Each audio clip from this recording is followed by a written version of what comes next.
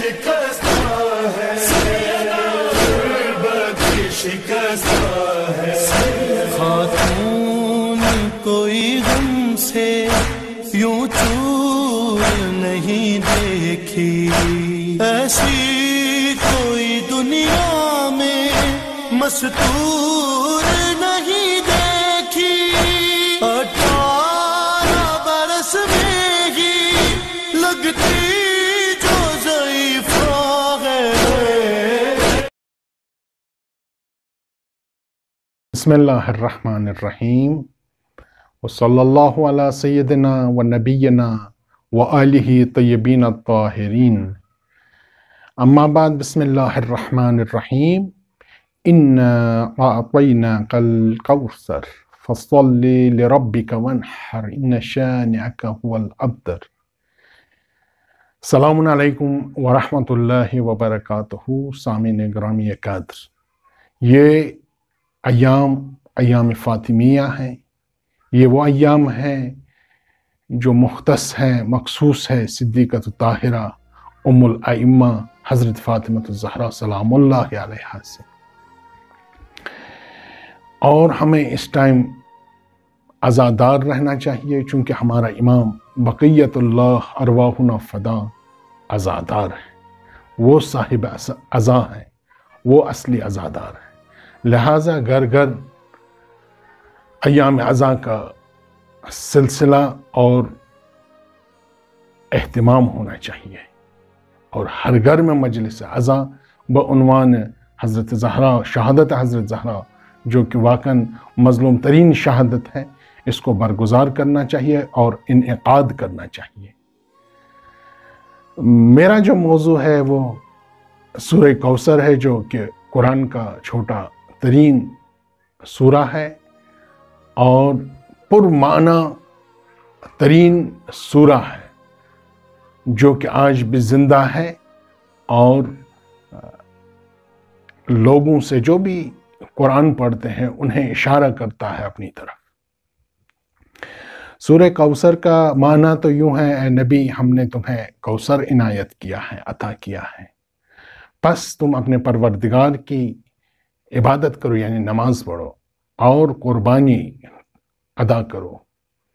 بے شک تمہارا دشمن ابتر ہے، بے نسل ہے۔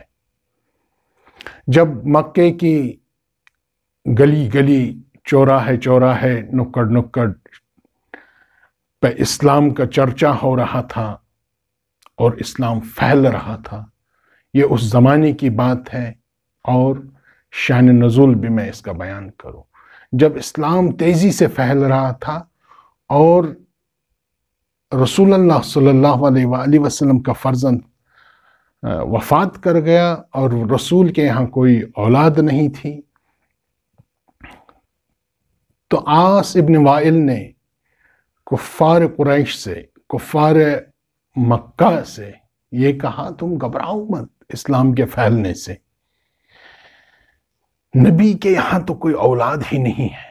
اگر اس دین کو کوئی چلا سکتا ہے وہ تو نبی کی اولاد ہے، اب نبی کی اولاد ہی نہیں ہے، لہٰذا تم گھبراؤ مت۔ اصحاب وغیرہ یہ اسلام کو نہیں چلاتے ہیں، یہ پیغمبر کے منصب کو نہیں چلا سکتے ہیں، اگر پیغمبر کے منصب کو کوئی چلا سکتا ہے وہ اولاد ہے۔ اوجڑیوں، سنگریزوں اور پتھروں سے نہ گھبرانے والا نبی، دل پہ چوٹ لگ گئی، فوراً اللہ نے سورہ کوثر نازل کر دیا۔ اے حبیب، تمہیں یہ ابتر کہہ رہے ہیں، ہم تمہیں کوثر دے رہے ہیں۔ اب کوثر کے معنی اگر عام آدمیوں سے بھی کہا جائے یا جامع میں کہا جائے کوثر کا مطلب کیا ہے، تو وہ یہ کہتے ہیں وہ ایک حوض کوثر ہے۔ آپ خود ہی سمجھئے، میرا یہ سوال ہے، خود ہی آپ جواب دیں اور خود ہی اس بات کو آپ سمجھیں، انڈرسٹینڈ ہو جائیں۔ نبی تو اولاد مانگ رہا ہے، اللہ اسے کہہ رہا میں تمہیں حوض کوثر دے رہا ہوں۔ یہ کون سی عقل آپ کو اجازت دے رہی ہے کہ نبی کچھ اور مانگ رہے ہیں؟ اللہ جس نے عقل کو کریٹ کیا ہے، جو سب کچھ سمجھتا ہے، وہ اللہ نبی کو کہہ دے، اے نبی، میں نے تمہیں حوض کوثر دے دیا ہے، عنایت کیا ہے۔ اس سے کیا ہوگا؟ نبی کو اس ٹائم اولاد کی ضرورت ہے، لہذا اس کا معنی اور مفہوم یوں ہے، اگر کوئی یہ کہے کہ کوثر کا مطلب کیا ہے، کوثر کا مطلب ہم یوں کہتے ہیں، کوثر کا مطلب ہے صدیقہ، کوثر کا مطلب ہے مہندسہ، کوثر کا مطلب ہے طاہرہ، کوثر کا مطلب ہے زکیہ، کوثر کا مطلب ہے فاطمۃ الزہرا سلام اللہ علیہا، کوثر کا مطلب ہے نسل کثیر۔ اتنا ہی نہیں، اللہ نے تھوڑا اور بھی آگے پیغمبر کو جلوہ دکھایا، اے نبی یہ تمہیں ابتر کہہ رہے ہیں، ہم تمہیں نسل دے رہے ہیں، اور نسل کثیر جس کو کہا جائے۔ نسل کثیر یہ ہے کہ اے پیغمبر اگر کسی بھی جگہ دنیا میں کسی کی اولاد ہو نہ ہو، تمہاری اولاد ضرور ہوگی، ہم تمہیں اسی فاطمہ کے ذریعے سے نسل عنایت کریں گے کہ پوری دنیا میں تمہاری نسل رہے گی، کسی کی نسل رہے یا نہ رہے۔ اتنا ہی نہیں، ہم نسل حضرت زہرا سلام اللہ علیہا سے ایک آدمی کو، ایک انسان کو، جس کو ہم اپنے الفاظ میں کہیں کہ ایک امام مہدی عجل اللہ تعالی فرجہ شریف کو قائم کریں گے، اور اس کی حکومت کو قائم کریں گے، اور اس کی حکومت کو قیامت سے ملا دیں گے۔ یہ ہے حضرت زہرا سلام اللہ علیہا کی فضیلت، یہ ہے رتبہ صدیقۃ طاہرہ ام الائمہ صلوات اللہ علیہا کی فضیلت، یہ ہے مفہوم سورہ کوثر کا، اور یہی مفہوم ہونا چاہیے، اور یہی اس کا معنی ہے۔ اور مصداق بھی ہم آج کل دیکھ رہے ہیں، پوری دنیا میں صدیقۃ طاہرہ ام الائمہ حضرت فاطمہ زہرا سلام اللہ علیہا کی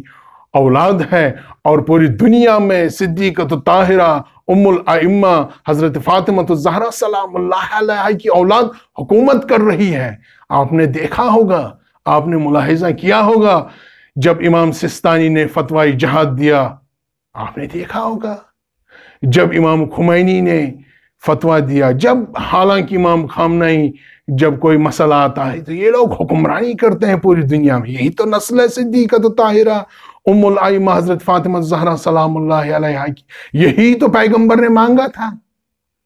یہ ہے اس کا معنی، اور گزارش یہ ہے کہ ایام ازاں ہے، اس کو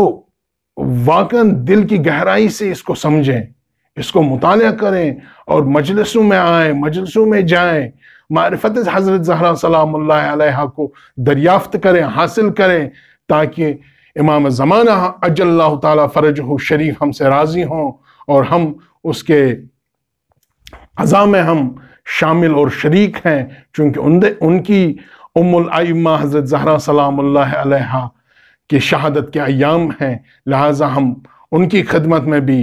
اور امام سستانی اور امام خامنہی کی خدمت میں تسلیت اور تعزیت پیش کرتے ہیں۔ وصلی اللہ علی سیدنا و نبینا و آلہ طیبین الطاہرین۔